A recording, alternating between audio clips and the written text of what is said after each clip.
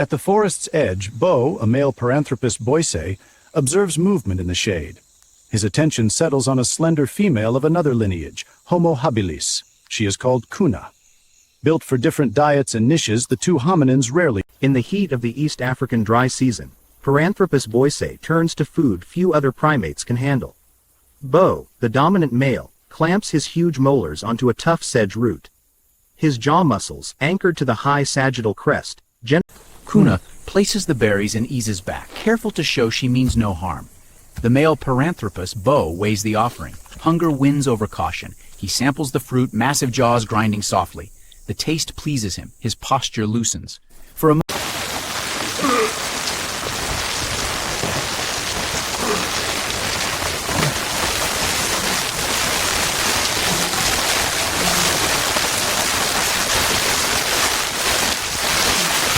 Days later, Kuna still hasn't breached the tough shell of the termite mound. Her efforts draw the attention of Bo.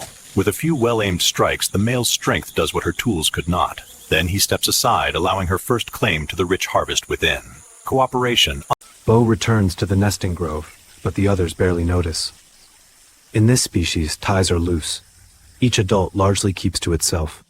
He sits apart, the scent of the forest still in his nostrils, gaze drawn back to the edge of the trees. A fragment of basalt, its edges sharpened by another mind. He turns it over, feeling the smooth, glassy flake scars under his thumb. Bo knows that others, the clever ones, fashion such edges to cut and shape the world.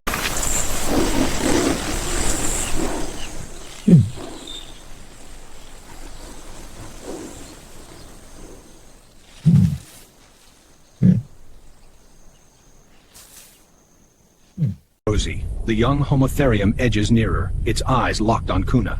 Instantly, Bo surges forward, not to attack, but to shield his companion. He plants himself between predator and friend, a living barricade. The barrel-chested male beats out a drum roll against... There. The river curves around the stones. We gather roots where the sand is dark. Beyond, the grazing herd stays through the dry season. And there, the high trail leads to the shade trees. We sleep there when the rains come. I see. From up here, all dangers... In this dry country, a secret like water is precious. Bo leads Kuna to the hidden spring his troop depends on. He drinks first, proving it is safe. Only when he is satisfied does she dare to sip. In sharing his water, he shares his...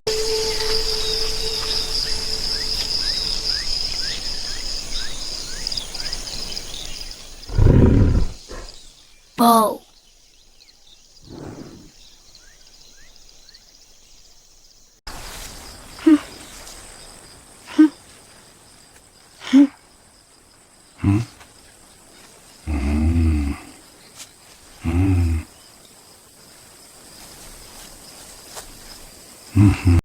The rains have failed.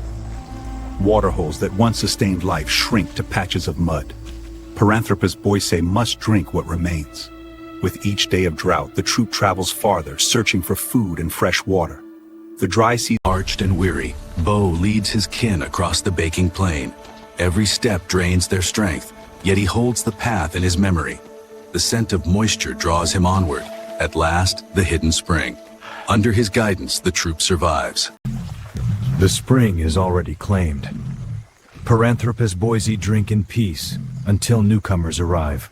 Kuna, Homo habilis, smaller, quicker, but no less determined.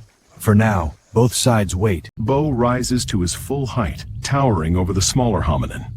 The sagittal crest that anchors his massive jaw muscles catches the sunlight, a reminder of his power. He does not snarl, does not bare his teeth. Instead, he meets the others.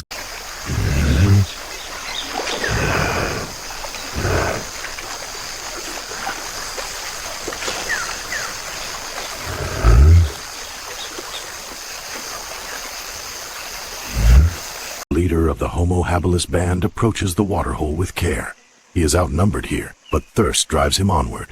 The robust Paranthropus already occupy the banks. Their powerful jaws work at tough roots and stems, barely noticing the newcomer. For a few moments... At the spring, the two lineages share more than water. The young Paranthropus, still downy with infant fur, tests the shallows with playful slaps.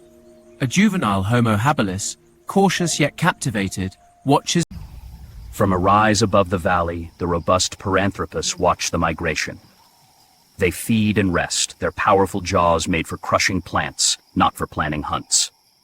Below, a band of Homo Habilis sketches paths in the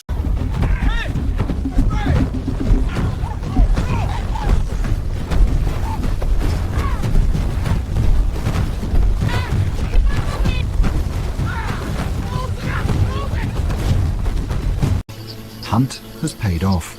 Homo habilis, armed with sharp stone flakes, slice through the antelope's hide and muscle with practiced precision. Nearby, a group of Paranthropus boisei waits, patient and unthreatening. Their huge jaws and massive molars are... When the Homo habilis move on, they leave behind the toughest remains, long bones packed with fat-rich marrow. For Paranthropus boisei, this is no problem. Huge molars, a towering sagittal crest, and jaw muscles like a vice let them crack bone that would challenge lighter-jawed cousins. At last, the long dry season breaks. Showers pour across the high plains, soaking the ground, filling the water holes and easing the thirst of every creature. For Paranthropus boisei, the relentless search for food and water loosens its grip.